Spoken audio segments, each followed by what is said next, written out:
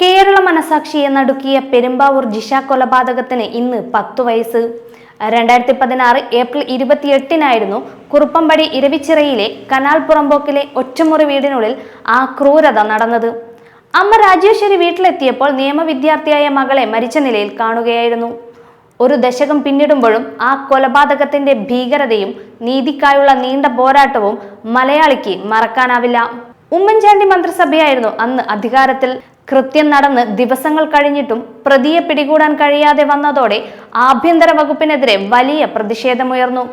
പ്രതിയെ കണ്ടെത്താൻ പോലീസ് നടത്തിയ ചില നീക്കങ്ങൾ വലിയ പരിഹാസങ്ങൾക്കും വഴിവെച്ചു. ഉപേക്ഷിക്കപ്പെട്ട ഒരു ജോഡി ചെരുപ്പ് കനാലിന് സമീപം കെട്ടിത്തൂക്കി പ്രതിക്കായി പോലീസ് കാത്തിരുന്നു. ജിഷയുടെ ശരീരത്തിലെ കടിയേറ്റ പാടുകൾ നോക്കി പ്രതിയെ കണ്ടെത്താൻ നാട്ടുകാരെ കൊണ്ട് പച്ചമാങ്ങ കടിപ്പിച്ചു.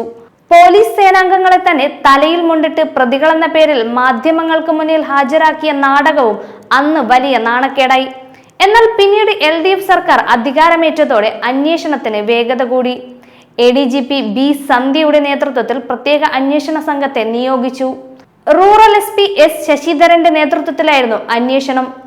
ശാസ്ത്രീയമായ അന്വേഷണത്തിലൂടെ ജൂൺ 16-ന് പ്രതി അമീറുൽ ഇസ്ലാമിനെ തമിഴ്നാട്ടിൽ നിന്ന് പിടികൂടി. ആസാമിൽ നിന്നുള്ള ഇതര സംസ്ഥാന തൊഴിലാളിയായിരുന്നു പ്രതി. 2017 ഡിസംബർ 14-ന് എറണാകുളം പ്രിൻസിപ്പൽ സെഷൻസ് കോടതി പ്രതിക്ക് വധശിക്ഷ വിധിച്ചു. ശാസ്ത്രീയമായ അന്വേഷണം, തെളിവുകൾ, കുറ്റമറ്റ കുറ്റപത്രം, കാര്യക്ഷമമായ പ്രോസിക്യൂഷൻ നടപടികളുമാണ് വധശിക്ഷ ഉറപ്പാക്കിയത്.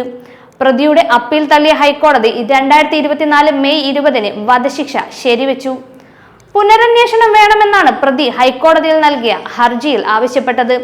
കേരളത്തിൽ നിന്ന് ആസാമിലെ ജയിലിലേക്ക് മാറ്റണമെന്ന ഹർജി സുപ്രീം കോടതിയിലും നൽകിയിട്ടുണ്ട്.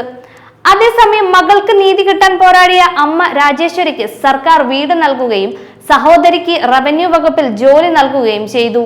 കഴിഞ്ഞ മാർച്ചിൽ ന്യൂമോണിയ ബാധിച്ച് രാജേശ്വരി വിടവാങ്ങിയതോടെ ഒരു കുടുംബത്തിന്റെ പോരാട്ട അധ്യായം കൂടി അവിടെ അവസാനിച്ചു. 10 വർഷങ്ങൾക്കിപ്പുറവും ജിഷ എന്ന പേര് കേരളത്തിന് ഒരു നോവാണ്.